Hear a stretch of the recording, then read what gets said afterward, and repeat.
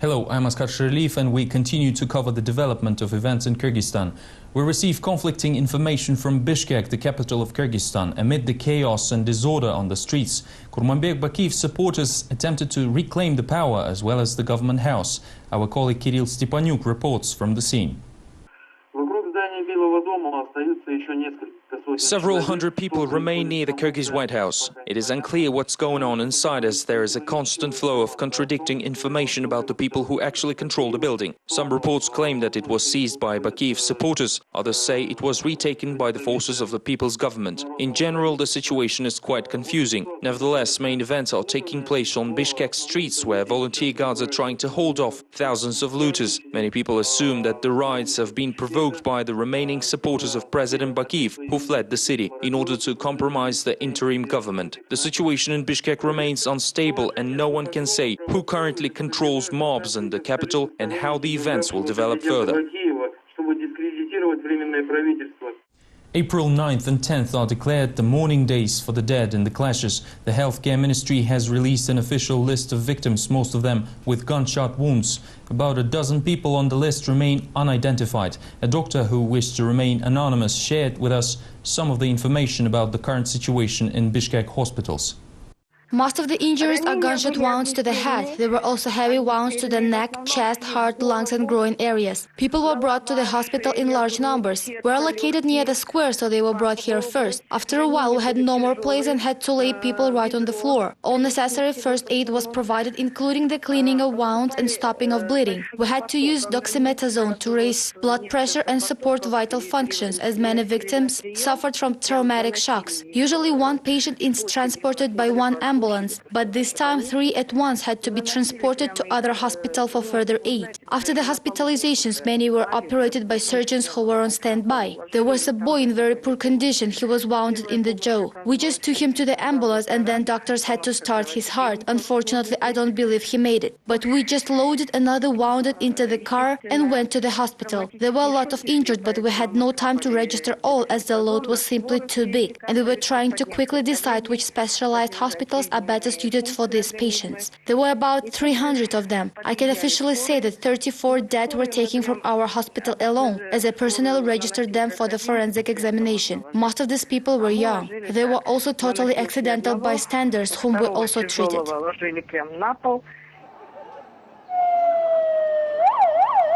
According to the latest data, approximately 75 people were killed and 400 injured after snipers on top of the government building opened fire at the protesters on Wednesday. In the interview to Azatık Radio, the opposition leader Roza Atumbayeva said that a special committee will be set up to investigate every single death. The provisional government will closely monitor the situation and those responsible will be duly punished. In his turn, Kurmanbek Bakiyev promises to prosecute the opposition leaders. In his statement distributed by news agencies, Bakiyev says that he didn't resign from the office. I declare that as a president I did not and will not resign from the office. I, as a guarantor of the Kyrgyzstan constitution, state that in case of further destabilization, all responsibility will lie solely on the opposition leaders who will be punished according to the law. At the same time, the whereabouts of Kurmanbek Bakiyev remain unknown. Again, there is conflicting information that he might be in the cities of Osh or Jalalabad on the south of the country. The latest information from the news agency Regnum says that Bakiyev is currently in the city of Markai, about 15 kilometers from Jalalabad. The agency notes that this village currently hosts Bakiyev's headquarters set up by his family. The president is guarded by the armed security and is accompanied by his brothers Ahmat and Janish, the latter being the head of Kyrgyzstan's state security service. Meanwhile, widespread looting has been reported in Bishkek. The house of the former Prime Minister Usenov was one of the mob's targets. Also, raiders were reportedly seen in one of the most elite city blocks, where houses of many high-ranking officials are located. At nightfall, the looters started attacking not major and smaller retail outlets, but also private residences. Unfortunately, volunteer guards were not always able to control the situation as the mob had weapons, which were taken away from the security officials and the police. Closer to midnight, riot police has finally appeared on Bishkek streets. Bolot Cherniyazov, who was appointed by the interim government, the head of Internal Affairs Ministry, issued an order to shoot the looters. We have organized the volunteer guard squads. They all wear white bands. Around 50 people are on duty now, observing the order. State organizations, major stores and offices have been looted and destroyed in Bishkek. National Museum of Fine Arts took some damage. Valuable works of Russian and Soviet artists were stolen. The Parliament, Government House, General Prosecutor's Office and District Tax Department buildings are all almost completely destroyed and clearly show burn marks. Windows are shattered, furniture and computer equipment broken. This is a tragedy. I think that only Bishkek suffered as a result. Everything was destroyed again. People lost their businesses and means they have been earning for a while. Of course they suffered. After the successful storm of the Kyrgyz White House, the building became a place of pilgrimage for thousands of curious people, as the power center was no longer guarded. The volunteer guards indifferently observed the situation. Almost all windows were shattered and the offices looted. Some of the offices are on fire and there is a sharp smell of burning and smoke in the halls. Hundreds of people can be seen walking up and down the stairs. The workplace of the Kyrgyz president is taken apart piece by piece for souvenirs. Real chaos is observed in rooms previously used for hosting meetings with foreign guests.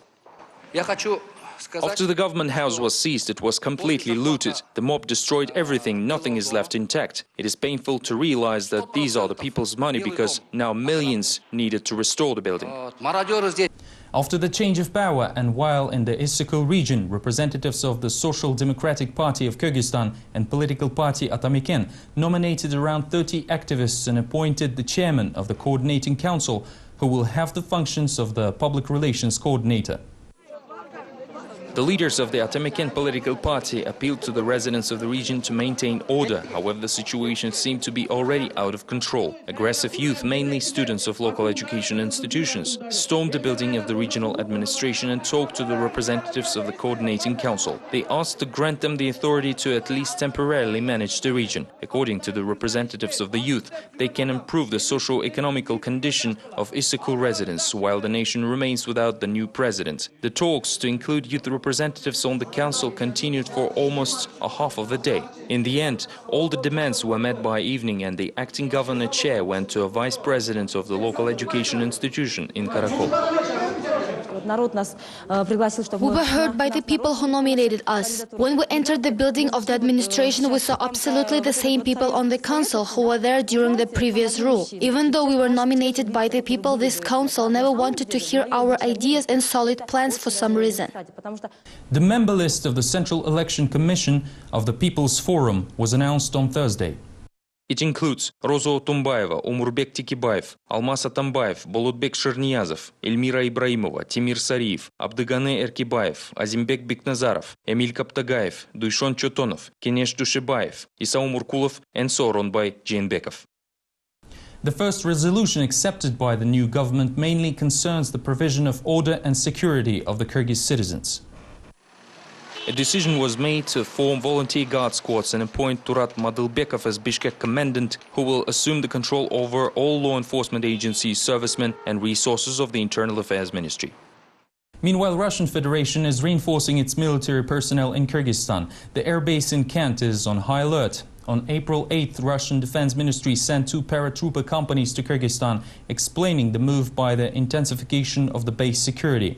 As of now, there are no detailed comments over the actions of the Russian military. Since this information is provided by the head of the general headquarters, it is true. He talked about it while in Prague. The United States, which also has a military airbase on the territory of Kyrgyzstan, expressed on April 7th its readiness to continue working with the old government of Danyar Huseynov. The official representative of the U.S. Department of State, Philip Crowley, was very reserved while talking during the daily briefing, referring to the lack of information. Well, I mean, there is a sitting government. We work with that sitting government. You know, we have, as we've outlined in various reports, including the Human Rights Report, we have concerns about issues, intimidation by the government, corruption within the government. We want to see Kyrgyzstan evolve just as we do other countries in the region. But that said, there is a sitting government. We work closely with that government. We are allied with that government in terms of its support, for international operations in Afghanistan. But we identify with the concerns that the people of Kyrgyzstan have about their future, but obviously, as we said, their concerns should be matter for peaceful dialogue as opposed to violent demonstration. The consulting sessions of foreign affairs ministries of the two countries were planned to be held in Washington on April 8th, but were cancelled due to the recent development of the situation in Bishkek. We will continue to monitor the development of events in Kyrgyzstan. Stay with us.